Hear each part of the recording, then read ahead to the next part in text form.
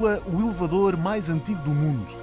Mas, por agora, prepare-se para descobrir um convento escondido nas traseiras de uma bonita igreja em Oeiras.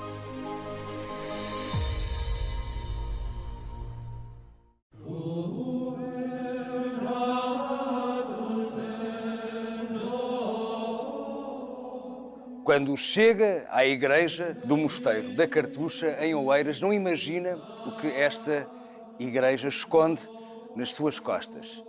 Este mosteiro, absolutamente fenomenal, que há cerca de 400 anos acolheu um grupo de monges da Ordem dos Cartuchos que viviam aqui completamente isolados, enclausurados, em silêncio.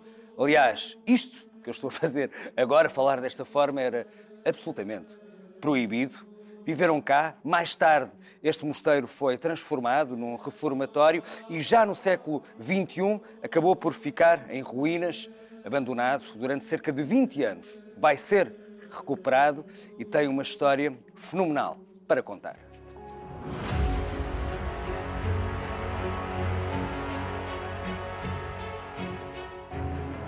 O mosteiro fica situado na localidade de Laveiras, em Caxias, no concelho de Oeiras. E os monges da Ordem dos Cartuchos só têm de agradecer a Dona Simoa Godinho, filha de um dos primeiros colonos portugueses e que acabou por deixar a sua herança à Santa Casa da Misericórdia, mas com uma condição. A condição da Santa Casa fundar nestes terrenos um mosteiro. E assim foi. No século XVII, a Ordem dos Cartuchos conquistava a sua segunda casa, depois do convento de Évora. E como pode observar, espaço não falta, mas o convívio entre os frades era pouco ou mesmo nenhum. As celas ficam onde? As celas ficaram por cima do criptopórtico. Ou seja, estão aqui por cima disto tudo, portanto, o criptopórtico. Normalmente as celas em mosteiros desta natureza estavam à volta de um claustro, do claustro maior. Que aqui não foi concluído, não houve dinheiro para tudo. E só se fez uma ala de celas. Não são celas como os capuchos, coisas pequeninas. É isso, porque nós, quem conhece o convento à Rábida e o convento dos Capuchos, e nós já passámos por lá, as celas são mínimas. Pois, Eles não só podiam lá dormir. Estes não. Estes passavam muito tempo nas celas. Passavam o tempo todo nas tinham celas. quase que vivendas, não é? Era moradias, eram pequenas moradias. O que é que eles tinham, O que é que tinham? Tem uma sala de estar, tem um sítio para dormir, tem um sítio para orar, eles passam o tempo todo em reflexão e clausura. E depois ainda tem nas traseiras, todos têm, mas isso também aqui no de Évora também tem um jardim. Portanto, eles plantavam também o que comiam de subsistência, para além de tudo de todas as hortas que há ao lado. Tinha refeitório, tinha despensas, tinha igreja, havia horas em que se encontravam, embora podiam cruzar-se no corredor e não falar, havia alturas em que falavam. Essencialmente eles juntavam-se mais para rezar e para cantar. Portanto, era o que faziam. Rezar e cantar. De resto, passavam muito tempo nas celas, fechados, só isolados. Períodos como este tempo, como estamos agora, em que estão em clausura.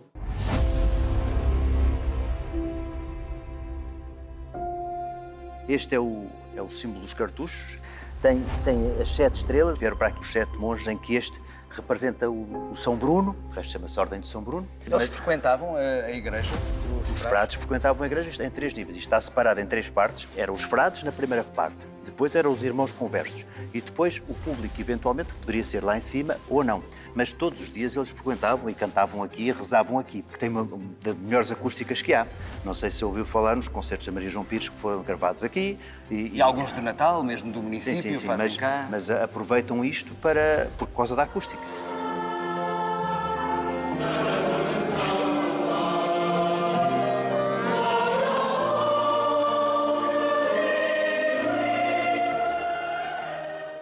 Claustro menor. Isto era o sítio onde eles circulavam, aqui à volta disto tudo, e descobrimos aqui 2 peças que admitimos que sejam do mosteiro inicial, que é esta, que é uma gárgula que há aqui. Ou seja, com mais de 400 anos. Sim. E esta aqui também.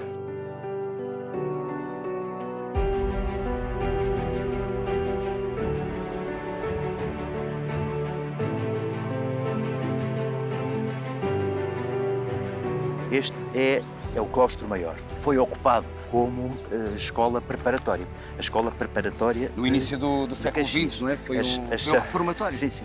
Era aqui que os miúdos do reformatório faziam os seus exercícios, isto tinha tudo, faziam ginástica, tinham uma banda, tinham oficinas muito boas, que tinham, eu lembro-me de ainda ver, oficinas, era aqui que era feito o bilhete de identidade, o antigo bilhete de identidade era feito nas oficinas por estes miúdos. As embalagens para os remédios eram feitas aqui também, tinha oficinas de carpintaria, de desenho, tinha tudo. E ainda existem vários vestígios do tempo em que era um reformatório, como o caso do lugar para o estacionamento do diretor, Centro Educativo Padre António Oliveira. Ali era a casa do diretor e no tempo dos monges era uma hospedaria.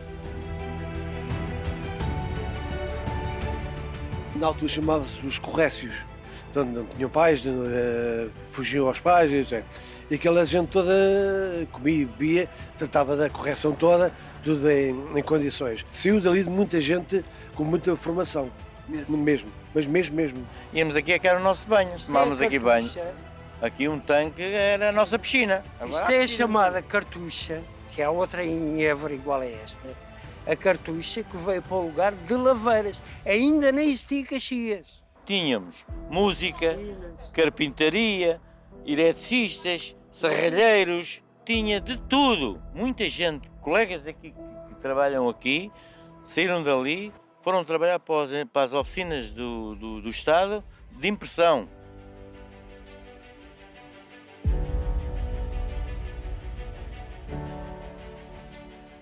Depois de reformatório passou para a escola preparatória. Ficou cá até Deve ter 2000. Capaz de ter 2000, sim 2000. senhor. Eles jogavam lá, tinham ténis, tinham tudo.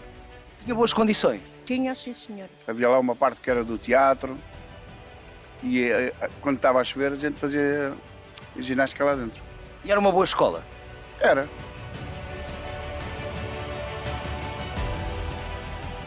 Outra curiosidade, apesar das ruínas, em 2012 este mosteiro também serviu de cenário para o filme O Comboio Noturno para Lisboa, com o próprio ator Jeremy Irons. E este foi um dos locais escolhidos para o filme.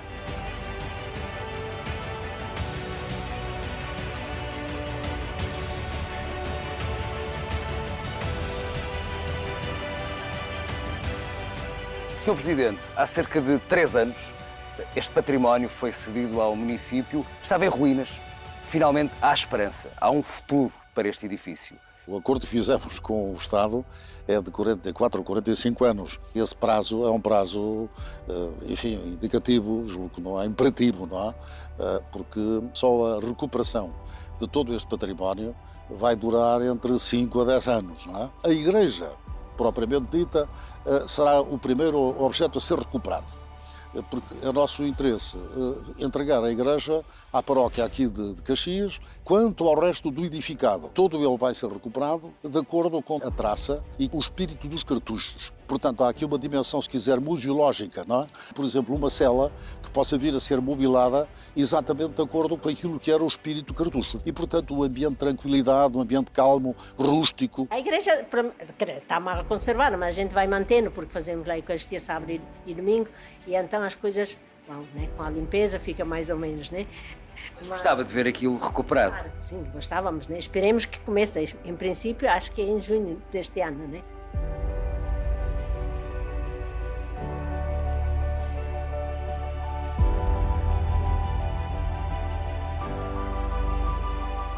Obviamente que a recuperação do património também tem a ver com as novas funções. E é o nosso propósito criar aqui um centro cultural, um centro de artes. Hoje, Oeiras é um concelho cosmopolita, movimentado, virado para a praia. Pensar que há 400 anos os monges provavelmente nem o mar conseguiam observar. Sua história, agora, jamais vai ser esquecida, porque este mosteiro vai ser recuperado e é um mosteiro fenomenal.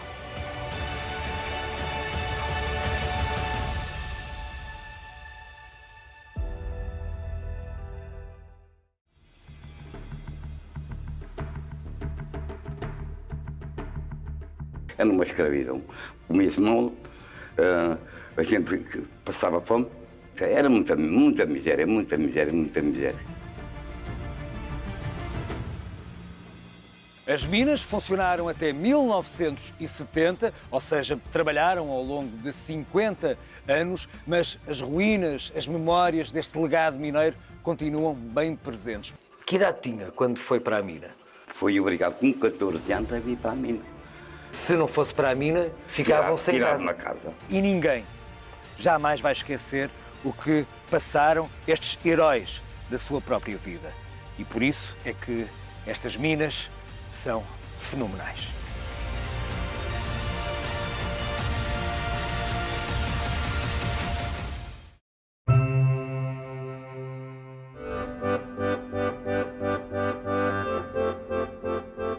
Sabia que o funicular movido a água mais antigo do mundo ainda funciona e funciona em Portugal? Fenomenal, não é? Foi inaugurado há 140 anos e, na sua primeira viagem, o funicular, ou como é popularmente conhecido, elevador do Bom Jesus de Braga, só pôde contar com 2 passageiros, o dono do funicular e o motorista, porque era preciso mostrar às pessoas que era um meio de transporte seguro. Afinal de contas, era o primeiro funicular a ser construído na Península Ibérica com o sistema de contrapesos de água. Mas, é claro, quando a população percebeu que o funicular era absolutamente seguro, o acesso pela escadaria, a longa escadaria com 573 degraus até ao Bom Jesus de Braga, passou logo para segundo plano. Era muito mais confortável subir no funicular.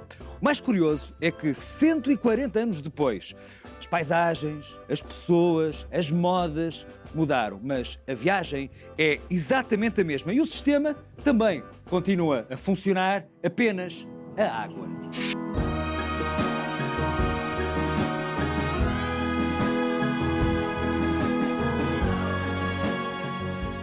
Funciona a água? Sem contrapeso de água. Contrapeso de água. Sim. Como assim? Explica. Carrega-se a água conforme o pessoal que estiver lá em baixo, que depois acusa aqui num ponteirinho, nestas marcações que tenho aqui. Cada marcação que tenho aqui é 5 pessoas. Que é 10, 15, 20, 25 e sucessivamente. Ou seja, a água que vai ser carregada aqui é que vai depois puxar o outro. Vai puxar o outro. O de baixo. Daí o contrapeso faz isto. Estão presos entre si por um cabo que anda aqui de volta de uma rodana, chama rodana inversora. Ok. E este ao descer, como o cabo depois anda ali de volta da rodana, faz subir o outro. Vai puxar o outro. Sim. E depois como é que sabe quantas pessoas estão lá em É baixo? por toques de campainha. O colega que está lá em baixo, quando estiver próximo da hora para fazer a viagem, dá um sinal de campainha, um toque são 5 pessoas, 2 dão 10, 3 são 15, 4 são 20, 5 são 25, depois um prolongado que é completo, que é a lotação máxima. Que giro. E se ele eventualmente se enganar, não pode acontecer de repente Se lá em baixo, parar? se lá em baixo tiver 20 pessoas, só der sinal a 5, ele arranca para logo aqui a seguir, não anda mais. Já aconteceu? Já há várias vezes. Já? Já.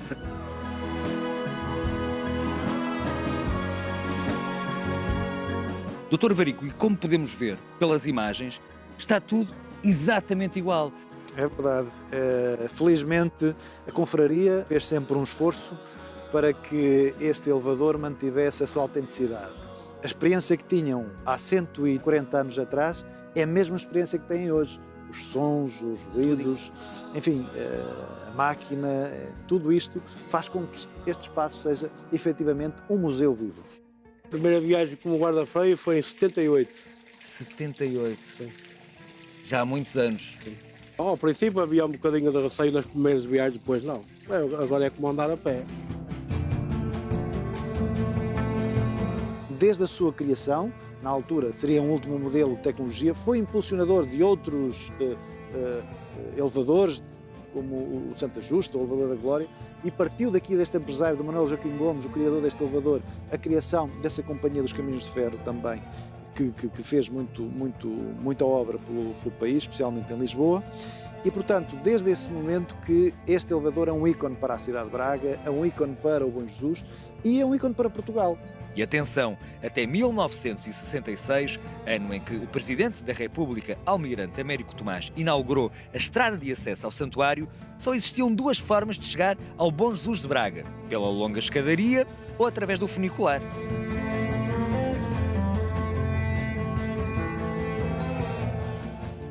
E apesar de haver telefones, telemóveis, continua a preferir a campainha?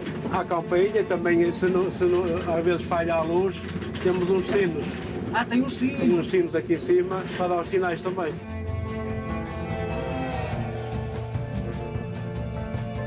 Os anos vão passar, mas enquanto houver água, o velhinho funicular, o mais antigo do mundo, nunca irá parar. É o funicular fenomenal.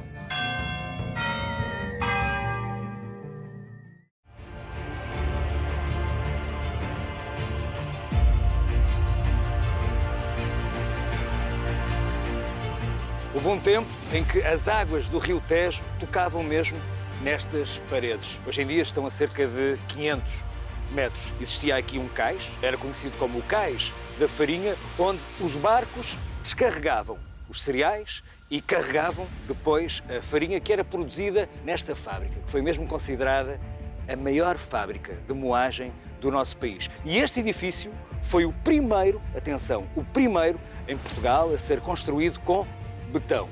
A fábrica está abandonada há cerca de 30 anos, fica na Cova da Piedade, Almada, e tem uma história fenomenal para contar.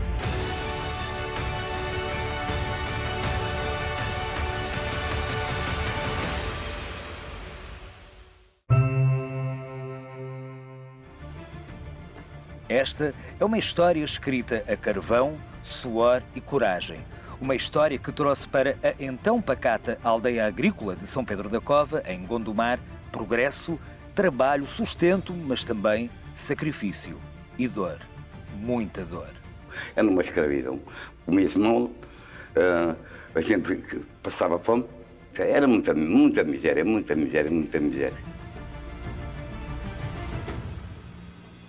As minas funcionaram até 1970, ou seja, trabalharam ao longo de 50 anos, mas as ruínas, as memórias deste legado mineiro continuam bem presentes. Memórias marcadas por muitas orações a Santa Bárbara, santa padroeira de todos os mineiros, cuja imagem, esta mesma imagem, foi resgatada do interior da mina pelos próprios mineiros quando a mina encerrou. Mas esta é apenas uma das muitas histórias fenomenais que hoje temos para contar.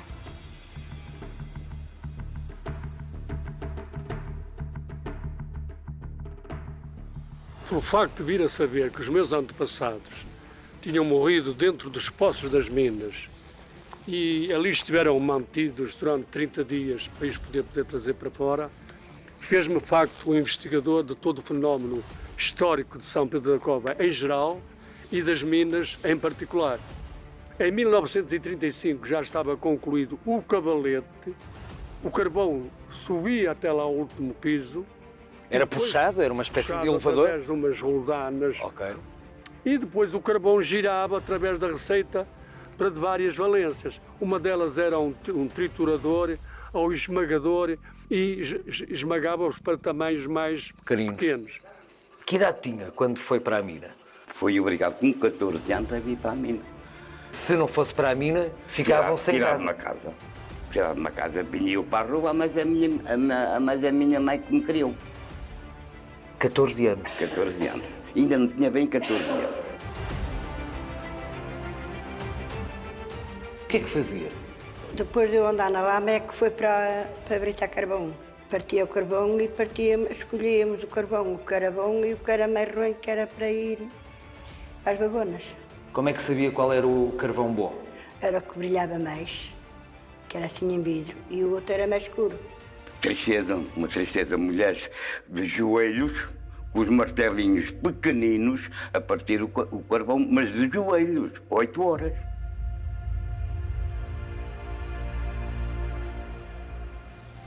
Onde é que nós estivemos? Estiveram junto do Cavalete do Poço São Vicente, temos os escritórios, o edifício em L, temos ainda os balneários, também ainda são lá bem visíveis. Aqui, ali era o teleférico da altura, digamos assim. O teleférico, é um teleférico. Os vagões suspensos, não é? Certo. Via aérea. Este teleférico ia para o Monte Aventino nas Antas, há fotografias do antigo estádio das Andas, exatamente, com as cestas lá no ar, portanto fotografias muito interessantes com as equipas no estádio e com a cesta lá no ar. Mas ainda me recordo das zorras, de propriamente do elétrico que fazia o transporte das pessoas.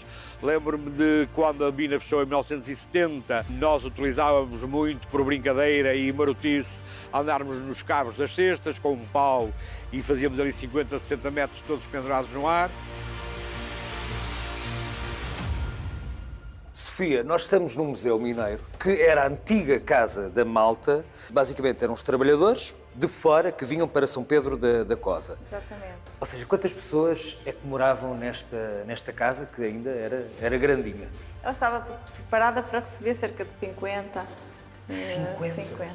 Hoje em dia o museu está a ser renovado. A ideia é tornar esta experiência ainda mais realista. Aliás, como podemos ver, este túnel já faz parte da vossa renovação. O objetivo, no fundo, é quem chegar ao Museu Mineiro poder ter essa experiência virtual e depois vai poder também pesquisar um bocadinho da história dos mineiros, do seu avô que era mineiro.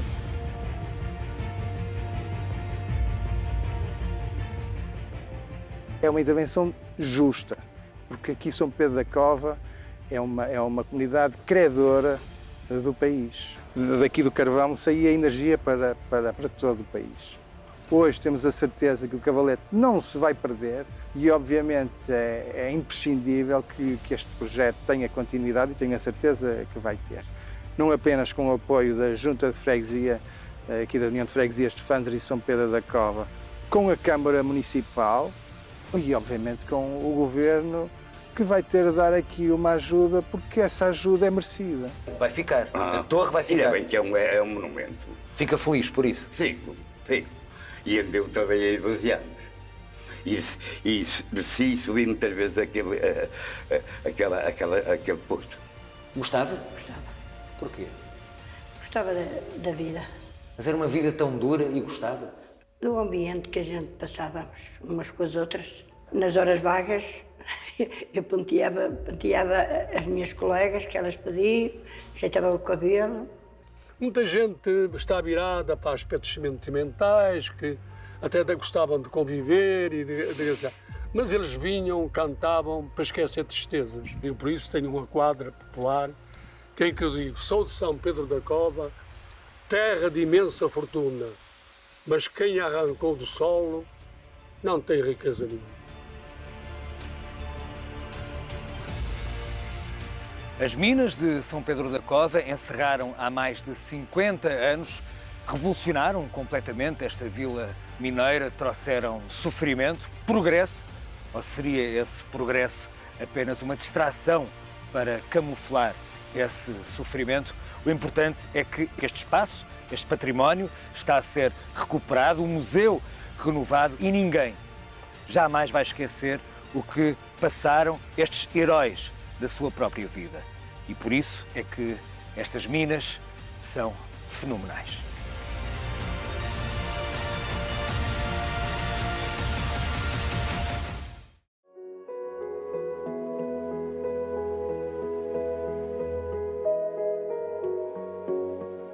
Este local tem uma história fenomenal para contar. O que eu sei é que aquilo era tipo uma estalagem, que a rainha, quando vinha até ali de barco e depois ficava ali e depois, entretanto, vinha para aqui para um palácio que tinha aqui em Azambuja, que é aquela casa ali, se não estou em erro. Reis e rainhas dormiram por cá, no Palácio da Rainha, na Vala Real, até porque este é um local fenomenal.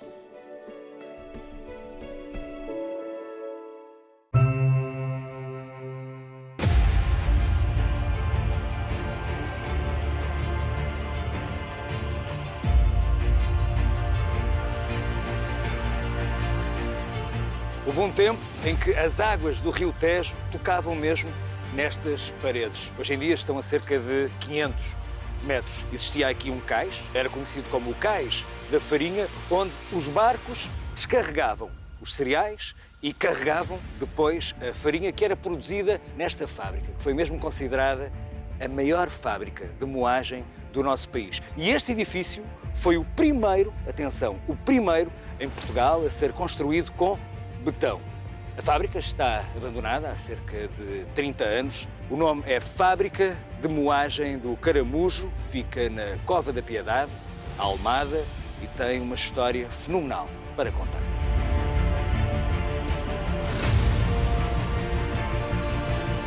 A fábrica foi inaugurada em 1865 pelo industrial Manuel José Gomes, já com uma longa tradição familiar no negócio da moagem e proprietário de vários moinhos de maré no estuário do Tejo.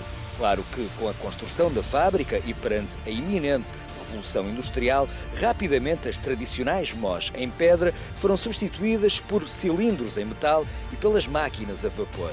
Foram introduzidas novas técnicas, já com o filho do fundador, António José Gomes, e passaram a produzir cerca de 80 mil quilos de farinha por dia. Isto há 100 anos. No entanto, nos anos 60, apesar da criação dos silos de armazenamento de cereais, a construção dos estaleiros navais da Lisnave e o assoreamento do rio acabaram por ditar o fim do cais da farinha. E mais tarde, com a liberalização da importação dos cereais, também o fim da própria fábrica em 1993. Onde é que nós estamos? E nós estamos exatamente aqui, alguns, mesmo aqui. Ou seja, entre o edifício dos silos e este o que era? Edifício, este era o armazém, segundo diz aqui, o armazém número 12. Tinha serralharia, padaria, carpintaria, tinha a Casa das Caldeiras, tem aqui o edifício principal, que é o da moagem. O edifício, houve um incêndio de grandes dimensões em 1897 e já é feita a reconstrução em betão armado. O que era absolutamente invulgar para a época. Sim. Ou seja, como é que este homem tem já esta ideia, esta visão, esta visão para construir um edifício único, absolutamente único em Portugal e para uma fábrica? Daquilo que eu sei e o que consta é que ele era uma pessoa extremamente culta e era uma pessoa que viajava imenso. Foi pioneira também no sentido em que foi a segunda em Portugal a usar uma máquina a vapor para fazer funcionar a moagem. A Cova da Piedade, a partir do final do século XIX, principalmente a partir da Revolução Liberal, torna-se um chamariz para milhares e milhares de pessoas que vêm procurar trabalho nestas fábricas. A primeira vez que houve grandes concentrações operárias foi exatamente aqui na Cova da Piedade.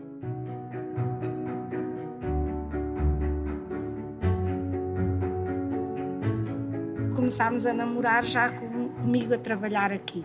À hora do almoço, sempre que podia, vinha para me ver. Pronto. Era só o básico, boa tarde e tudo bem, e um sorriso e já chegava. Quando chegaram cá ainda agora, o que é que sentiram? É nostalgia, eu sinto nostalgia, porque isto era um mundo que tinha muita vida. Eu vi da aldeia com 17 anos e foi aqui que arranjei logo emprego e amizades. Nós na aldeia vivia-se com broa e sopa e pouco mais. E aqui, eu quando vi trabalhar para aqui, eu lembro que foi numa segunda-feira e o almoço foi grão com bacalhau. E eu delirei. Toda a gente queria vir trabalhar para a Aliança.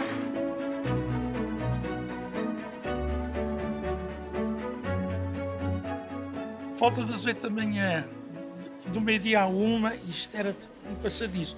E ainda tínhamos ali o portão do Alfeite, que eram os marinheiros, que ainda vinham todos fardados. Não imagino o que era a Cova da Piedade. A Cova da Piedade eram terrenos. Portanto, e nesta zona aqui, os terrenos eram uns terrenos muito alagadiços, não é? Aliás, o rio, nós estamos praticamente, nós agora se dessemos um passo, mergulhávamos no rio. Exatamente.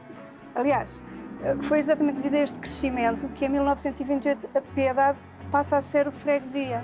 É fascinante. Portanto, é fascinante. Mas também criar condições para os trabalhadores, ele tinha essa preocupação. Ele tinha muita preocupação com a criação das condições para que os trabalhadores estivessem bem. Existiam balneários? Existiam balneários, existia um refeitório, existia um posto médico. Os balneários e os refeitórios são da década de 30. Portanto, estamos a falar de 1937. Uma altura muito anterior àquilo que é a obrigatoriedade do licenciamento urbanístico, que só é obrigatório a partir de 1951. Aliás, ele teve essa preocupação já. Houve já essa preocupação e, portanto, com certeza não é por acaso que ele é muito conhecido pelo benemérito da Cova da Piedade.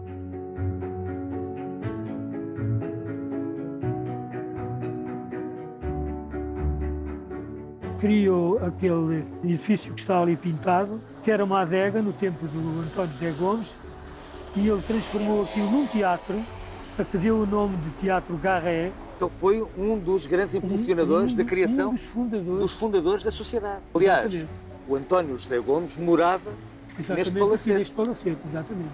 Ele mandou fazer o jardim, ele criou a escola, os alunos que iam para a escola, portanto, durante o dia, eram crianças, é claro, aprendiam o português, aprendiam a fazer contas. À tarde, depois dos empregos fecharem, eram os operários das fábricas, não só da moagem, mas dos fabricos da cortiça, iam para lá aprender línguas e literatura. Outra atitude da benemerência dele que o faz um homem extraordinário.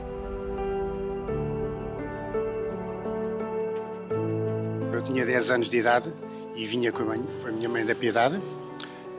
Tínhamos que nos encostar às 5 horas, 5 para as 5, tínhamos que nos encostar à parede, porque o movimento aqui, fabril, eram centenas de pessoas que faziam esta parte aqui. Não só a fábrica, como a própria Marinha, o Arsenal, os corticeiros, os gamas, tudo isto, tinha muita gente mesmo. Lembro da fábrica da farinha, que era também a fábrica do chocolate.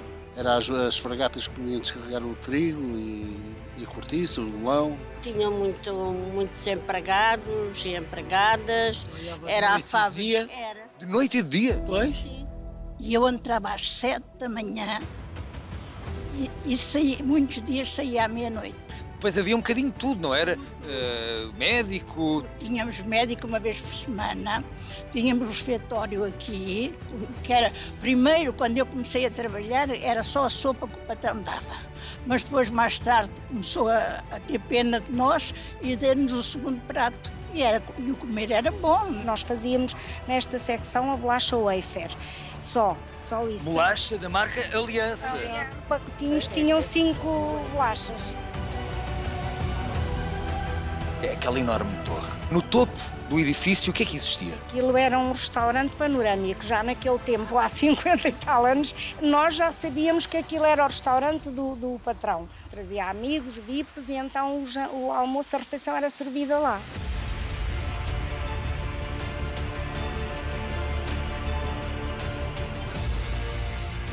Depois ainda construíram os silos nos anos 60, mas, curiosamente, com a criação da Lisnave, que foi outra grande obra para a margem sul, esta fábrica começa a conhecer uns dias mais difíceis. Acaba por fechar. O que é que aconteceu com esta fábrica? Basicamente, o que se passa aqui é que, a partir do momento em que o edifício está aqui construído num sítio estratégico, na altura, não é? As traseiras da fábrica davam para um cais, que era o cais da farinha, não é? E que era um cais quando tinha água, agora não está tudo artificializado, foi tudo aterrado, não é? E levou a que isto fosse presente. Assoreamento. Não só o assoreamento, como a construção mesmo, no fundo, o aterro de toda esta zona, para fazer o acrescente aqui do Arsenal da Marinha. Portanto, houve toda uma zona que era de cais que foi aterrada. Há relativamente pouco tempo conseguiram recuperar ali também a zona do mercado da Romeira, da fábrica. Sim. Isso permitiu que a história chegasse às pessoas, que não fosse esquecida. Sim. Acredita que nesta zona também um dia poderá ser recuperada? Completamente. Acredita? Assim, há a intenção do município? Eu tenho essa convicção. A fábrica funcionou sensivelmente até ao início dos anos 90. E em 1998 a Câmara de Almada adquire. Já com uma intenção. Obviamente que isso tem uma intenção. Eu aquilo que sempre imaginei é que isto fosse um núcleo museológico daquilo que foi a indústria na Cova da Piedade. Trabalhou ao longo de 130 anos, introduziu o betão em Portugal, foi mesmo uma das maiores fábricas do nosso país, mas está assim em ruínas há cerca de 30 anos. O município tem a intenção de recuperar a fábrica, e ainda bem, porque estamos a falar de um edifício que, tanto a nível histórico, arquitetónico, como social, absolutamente fenomenal.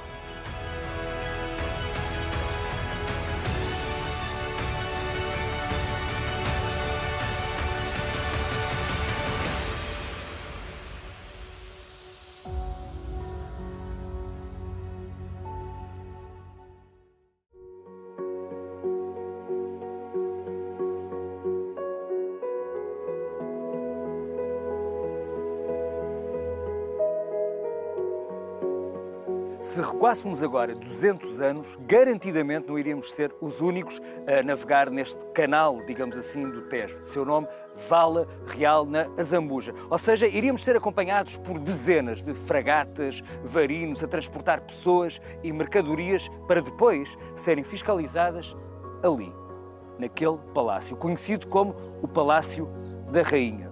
Hoje, a realidade é bem diferente, mas, como pode observar, a beleza mantém-se. E ainda bem, até porque este local tem uma história fenomenal para contar.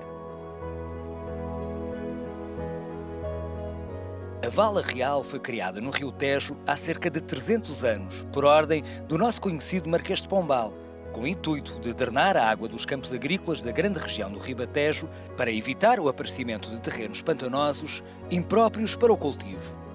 Mais tarde, a vala, navegável ao longo de 17 km, serviu também para escoar os produtos das regiões mais interiores para as aldeias ribeirinhas e como uma importante ligação entre a capital e esta região do Ribatejo. Rapidamente, a Vala Real ganhou fama em todo o reino, que só viria mesmo a esmorecer com o advento do comboio. Nuno, Carina, existem vários vestígios e ali está já um. O que nós conseguimos ver ali, agora com a maré a baixar, é parte da estrutura da antiga eclusa que servia para controlar o caudal e tornar possível a navegação entre aqui a foz do canal da Azambuja e a Ponta à Seca. Os barcos que circulavam no Tejo, portanto entre Lisboa e Constância, era aqui que os vapores atracavam neste cais onde nós estamos em cima.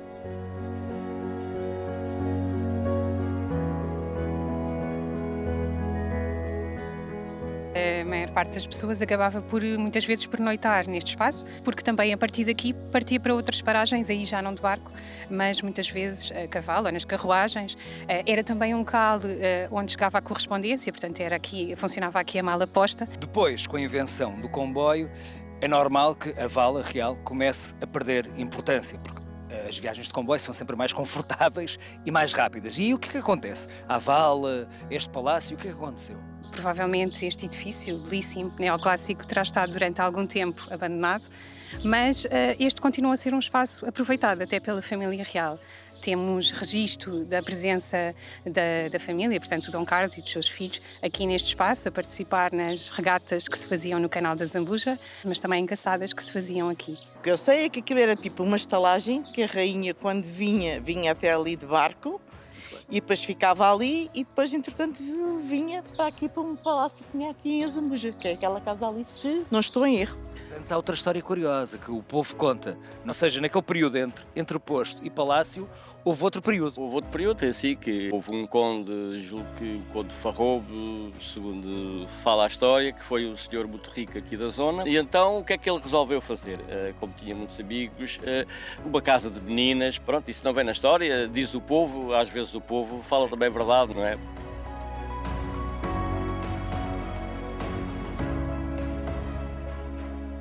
Entretanto, houve um grave acidente numa das regatas e, a partir desse momento, a Real Associação Naval decidiu por cancelar o evento. E, a pouco, os edifícios foram entrando em estado avançado de ruína. Mesmo assim, aproveitaram o espaço para filmes, telenovelas, porque existia uma longa avenida com muitas palmeiras, ou seja, cenas de África eram gravadas na Zambuja, o que é curioso, e tivemos até filmes internacionais, creio. Sim, foram aqui filmados vários filmes, nomeadamente da Bela Época. Com a Penélope Cruz, na altura ainda muito nova, ganhou o Oscar de melhor filme estrangeiro em 1993. Li que Alexandre Herculano passou por cá. O Alexandre Herculano, o Almeida Garreto, fala muito bem sobre esta zona nas viagens da minha terra. Portanto, imaginamos que isto realmente teria bastante tráfego e bastante movimento.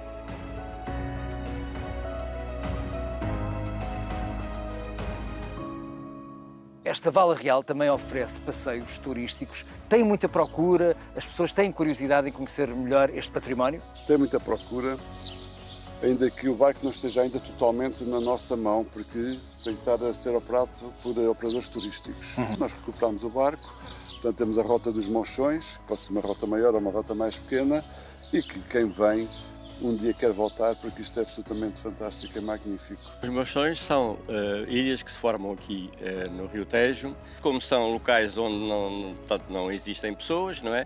É claro que é um local propício para as aves nidificarem e estarem à sua vontade.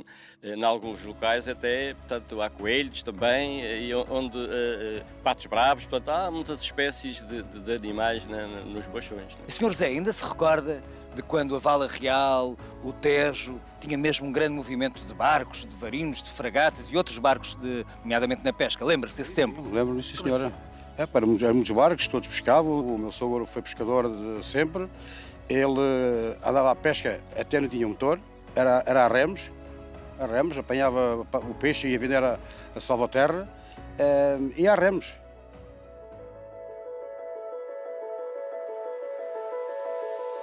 Outra curiosidade, diz o povo que a queijadinha típica da Zambuja nasceu também neste palácio.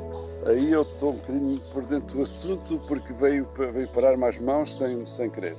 Portanto, a pastelaria até era minha, a pastelaria Matos, que agora se chama Pastelaria Favorita, e há um dia que me deu uma receita de queijadinhas sem queijo. Não sabiam bem da história se era daqui, se era do Palácio da Rainha em Zambuja, mas que era de uma destas duas situações em que um dia não tiveram o queijo para fazer as queijadinhas. E então fizeram uma calda mais forte, uma calda de açúcar mais forte, para dar estrutura, portanto ainda ficou melhor do que era anteriormente. E então ficaram queijadinhas sem queijo. Em relação a este património, é uma pena vê-lo assim. Faz parte do programa Revive.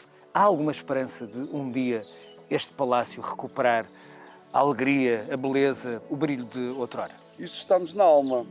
Daí por vezes ser um dor de alma ver isto como está. Se ninguém agarra nisto, no Palácio das Obras Novas, que é do Ministério do Ambiente, que é do Estado, então se calhar está na altura de passar para as mãos do município. E aí, quem sabe, um dia, com fundos comunitários ou outros, e com o dinheiro da própria autarquia, consigamos que não caia, preservar para não cair, e quem sabe mais tarde recuperar de forma a devolvê-lo às pessoas. Está na altura de deixar de estar abandonado.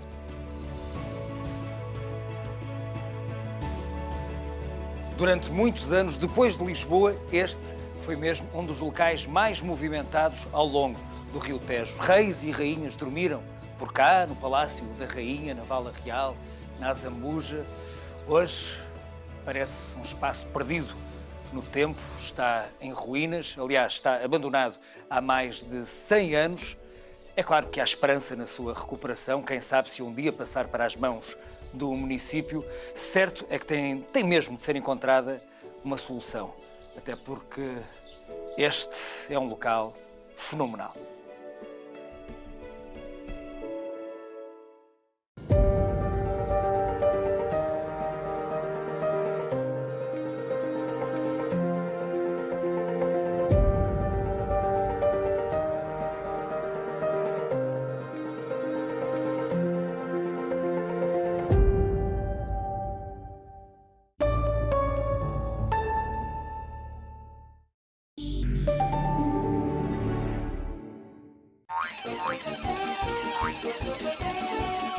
Alerta cartão! Só esta sexta, sábado e domingo. Ganhe 10 € em cartão numa compra igual ou superior a 50 €. Intermarché. Por si. Viver bem ao melhor preço.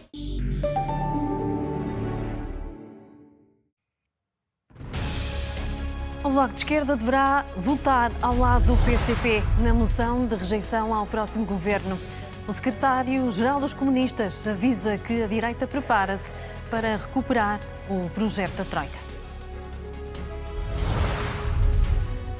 A Caixa Geral de Depósitos apresentou um lucro recorde no ano passado. 2023 foi um ano histórico. Os 6 maiores bancos apresentaram